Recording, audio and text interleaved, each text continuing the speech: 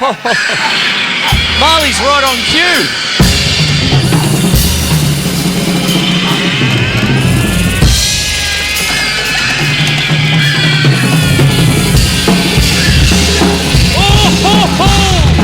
Oh!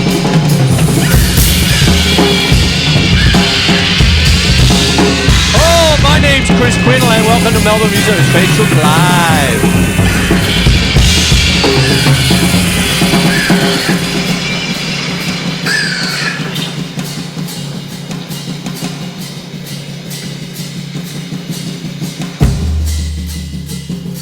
Oh, what an opening.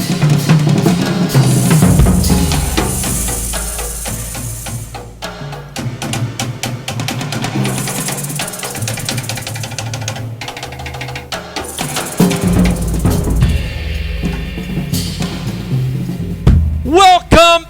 Oh. Tonight, my name's Quinlan. For tonight, we're going to have prepared Doris.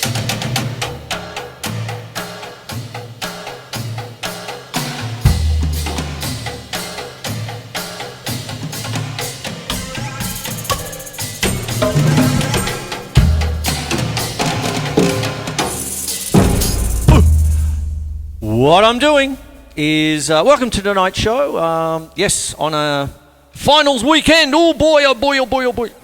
Go back. Anyway, there you go. And what it is tonight, I'm going to talk about a thing called found percussion. I'm calling it prepared Doris, which comes from prepared piano by a famous composer who I'll read about in a second called John Cage.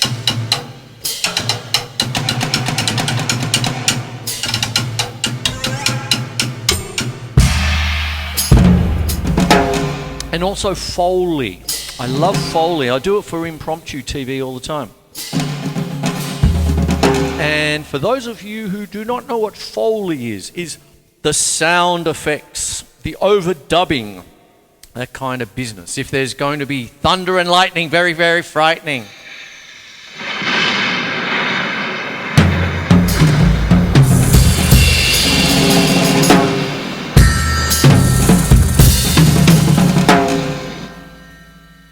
You sometimes have to put it in afterwards, and that's what happens there. Now, I'm going to get stuck into it now. So what we've got is, I'm calling this prepared Doris, because I'm going to talk about the triggers and things like this. What I have here is a prepared set of patches. It's actually patch number 10 on my interface unit, which goes to my computer, and I have the European Folk Kit. Now, if I just play the triggers, just the rims of the drum, the rims of Doris.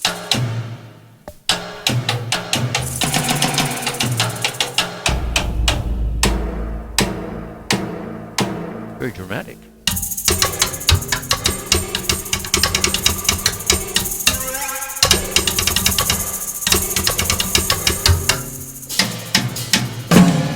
So,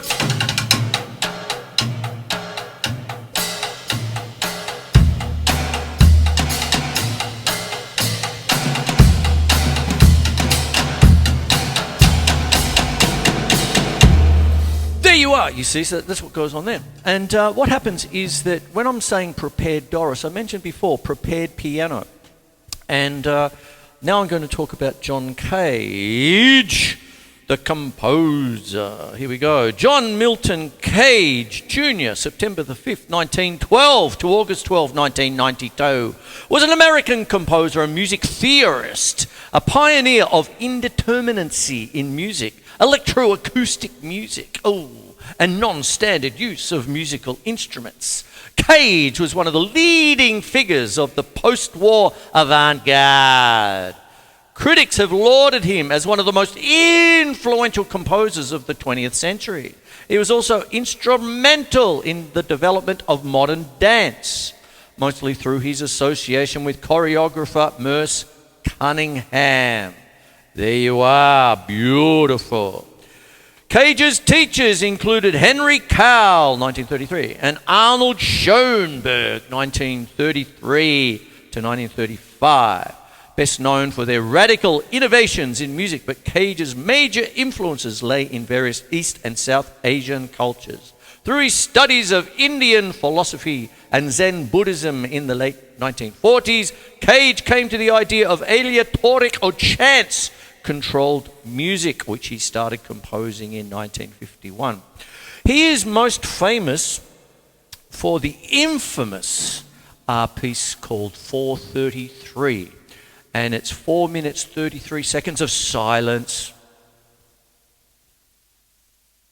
And when I played it on Dear Channel 31 about, 12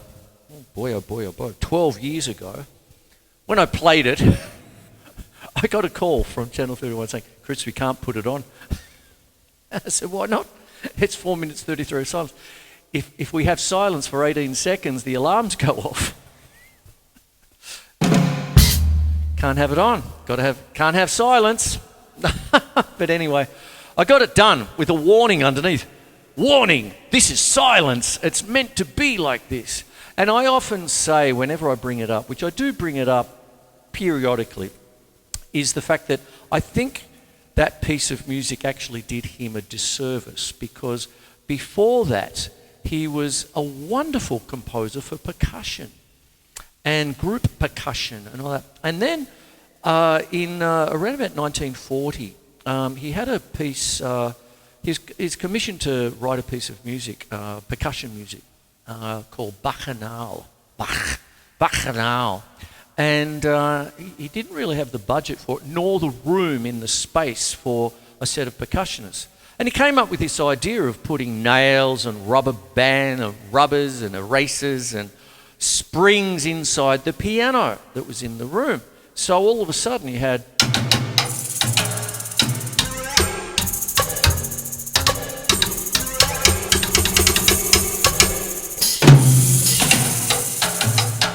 and then it was called prepared piano, hence prepared Doris. And what goes on with this is that you can mix it up.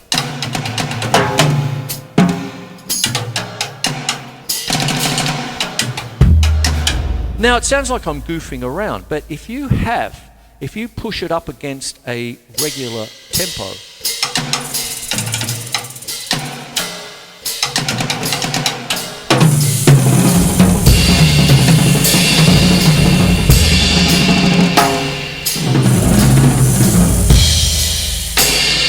something like that, all of a sudden, at some point, it has to be written out. And then all of a sudden, you know where I'm heading? I'm heading down the track of some of these wonderful people that were influenced and are still being influenced by one John Cage. One of his contemporaries is Edgar Varese, who went on to be Frank Zappa's favourite composer, the wacky, mad scientist of composition, who was friends and colleagues with Stravinsky, Igor. And then you had Frank Zappa with his synclavier and all.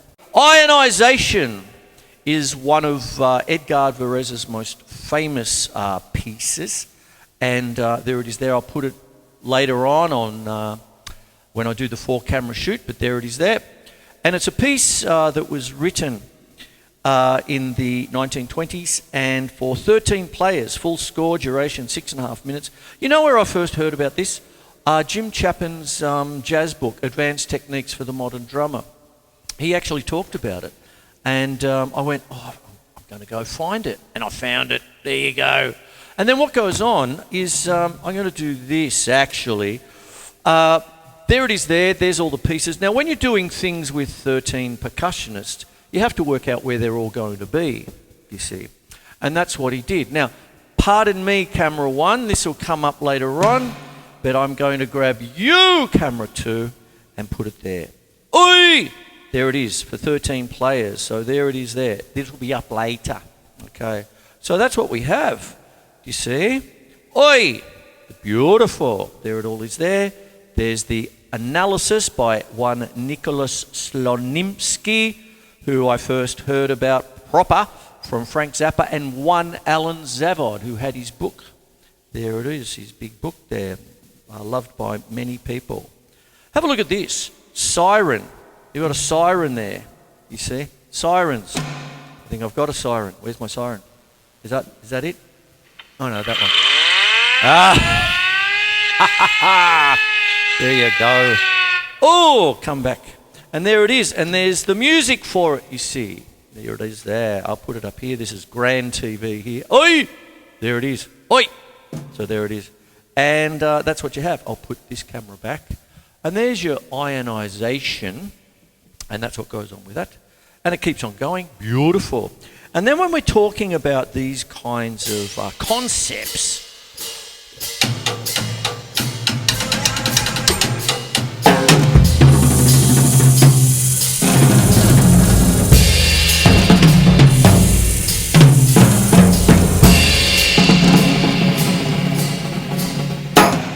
you have things like, of course, we have stuff like the Black Page and things like that, but that's not exactly what I'm talking about. I'm actually talking about things like taking sounds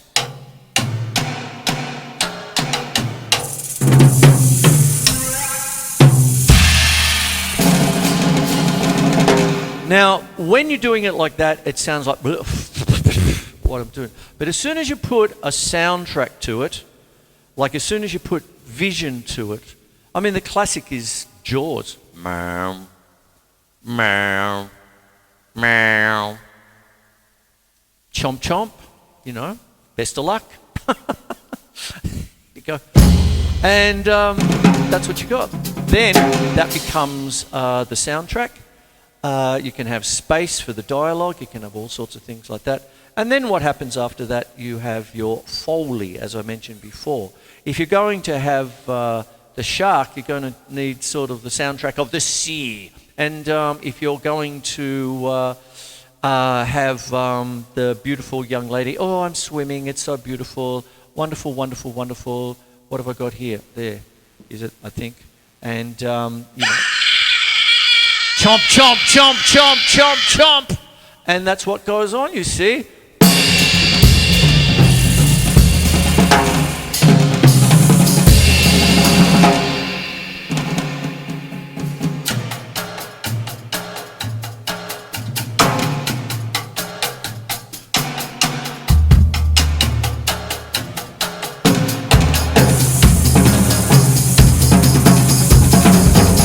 Oh, you could go on forever.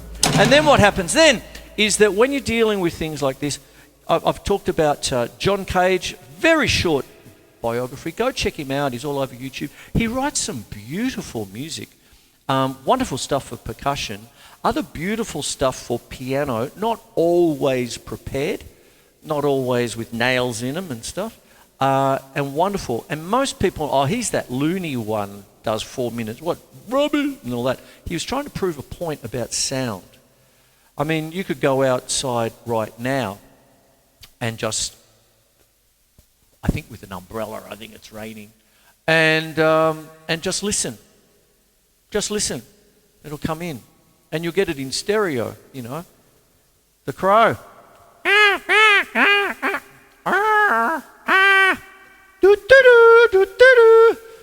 Like I did the other week. And continuity with pigeons. Anyway, there you go. What happens is that begets people like Mike Patton, Fantomas, which I have here.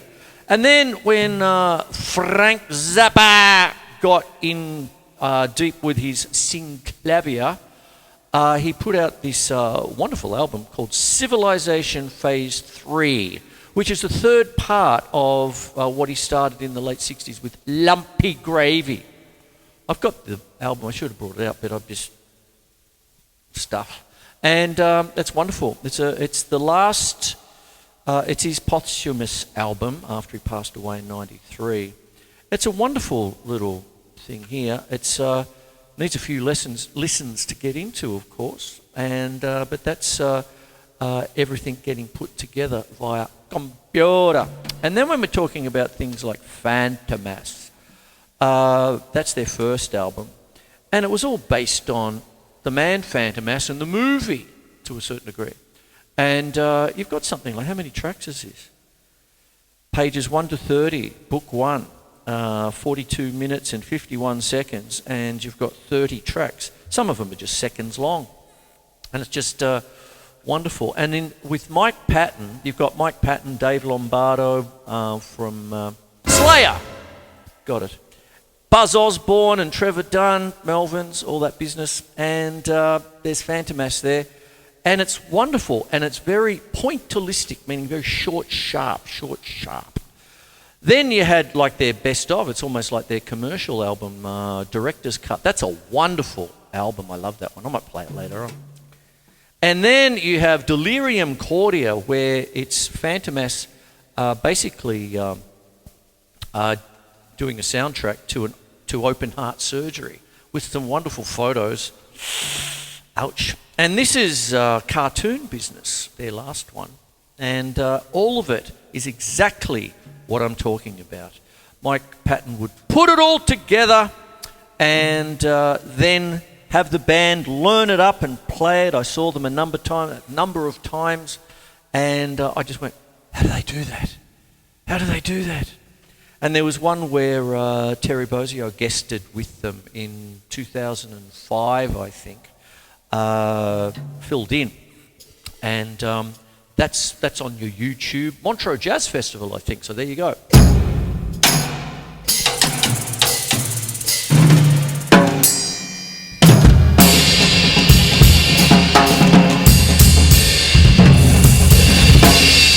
Now, regular watchers of the show will know I love my samples.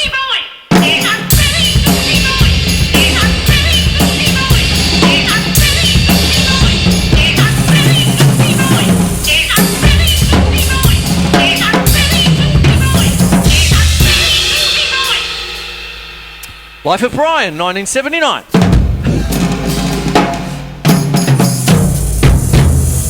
So what goes on? That's a tambourine. Hello. Now what happens with this? I put it all together. There's samples, you put them all together. That's the same kind of thing that Mike Patton does when you see him. He's got his little thing. He's got 3 microphones. One's the like that. One's his normal mic. And then there's a third one for something else. And he's pulling around. He's got his little keyboards there and he's sampling keyboards and he does that and the band's going nuts around him and they all put it together. It's amazing. And a direct influence to the people that I'm talking about here tonight. John Cage, Edgar Varese, Frank Zappa. There you go. Oh, found percussion. You can literally, I used to love it. Back in the day when I was really getting into this and I bought the ionisation score, waited months for it to come from New York. All this biz. I used to do a lot of work with the Footscray Community Arts Centre. And in the day, there was a composer in residence that I was part of his ensemble. Maybe some of you know him. He's still around, I think, I hope. But if you're there, Ron Nagorka. And he would do things. He was a great didgeridoo player. Probably still is, I hope. And this is the days of cassettes. And he would get different length cassettes for message machines. So it was a revolving cassette. So, for your messages in the day. Cassette. I had one too. And he'd press play. He'd do his didgeridoo for about 60 seconds or 30 seconds or whatever. Press stop, press play again. And you had just a loop. Just a loop of a didgeridoo. And then he'd anything. Come in.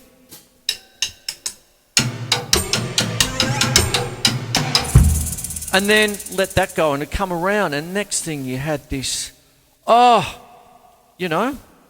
if only Ed Sheeran got into John Cage.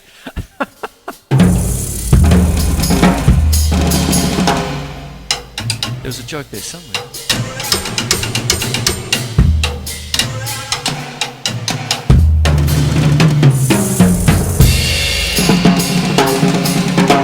And then what would go on? It'd be all this, but what I wanted to get at with this, we put on concerts and all sorts of things, and we'd ask people to just join in, and say it'd be simple things like next door. We're talking 1980, 1981, and next door to the art centre was kind of a metal dumping site, kind of thing. You go off and they'd crush it and turn it, melt it down or whatever. But they had this sort of like a yard, and it was just pipes and bits of tin, old signs, tin signs that you'd hit it and go, row, wow, wow, wow, wow, wow, wow, that kind of thing. They used to call it a roar, like a thunder thing. You could do it like that, wobble, wobble, wobble, wobble, wobble, roar, and all that. And it was open. So I sneak in. And at one point where I was living, I just went to the hardware store, knocked up a frame, and I had hubcaps and bits and pieces behind me, and it was wonderful. I'd sit there and go, ping, there's a Volkswagen hubcap, and this one, bang, doing, ding.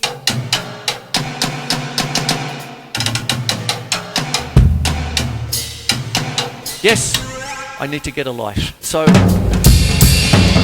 I loved it. I thought it was fantastic.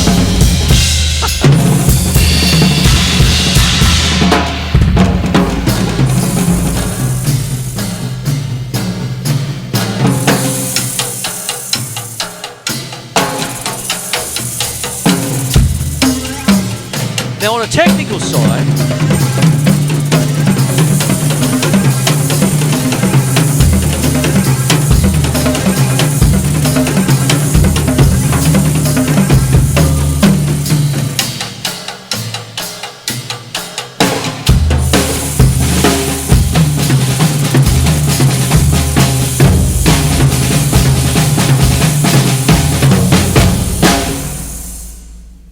you split your rudiments so I could flam.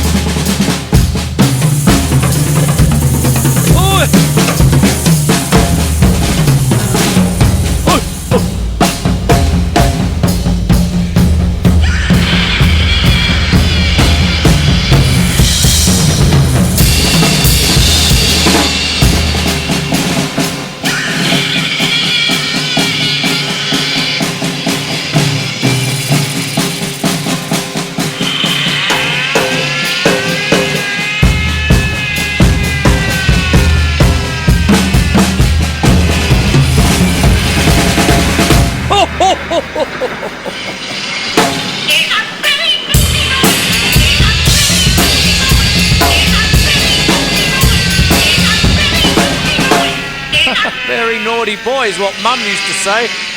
What the bloody hell are you doing out there? Why can't you play something we could dance to? Mum, why can't you dance something I could play to? I should wrap the show up. Quit while I'm behind.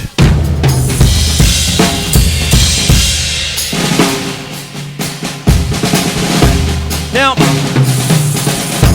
I'm putting a pastiche over the top, and I've talked about xenochrony before, used extensively by Frank Zappa, but more to the point by the Beatles, especially during their psychedelic period.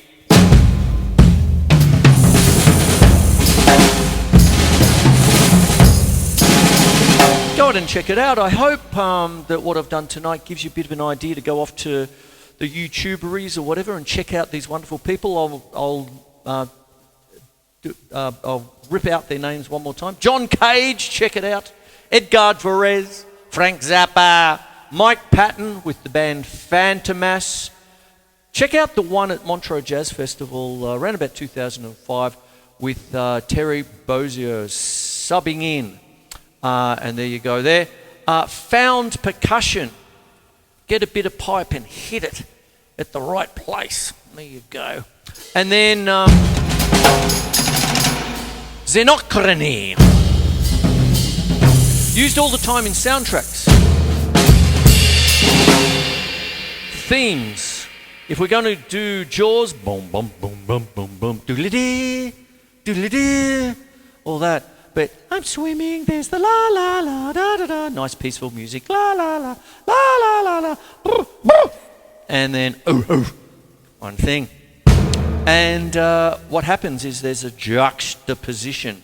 There was in finishing, there's a brass band, wonderful American composer, John Philip Sousa, and one of his contemporaries was the American composer Charles Ives. And he was one of the first, very early, that said, one of my favourite sounds is listening to a marching band over there, coming up that way, with another marching band doing a different song coming up that way, and the bit where they meet, and it's a cacophony.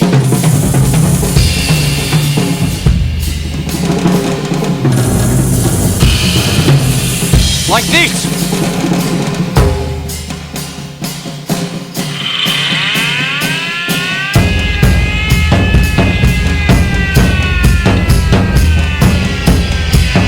There's a chainsaw.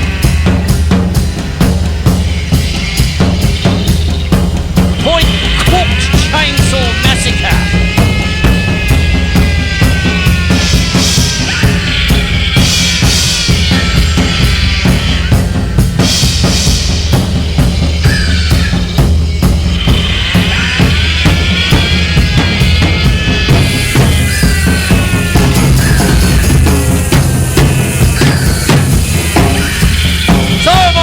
Quinlan. This is Melbourne Musos. Bestial Fly.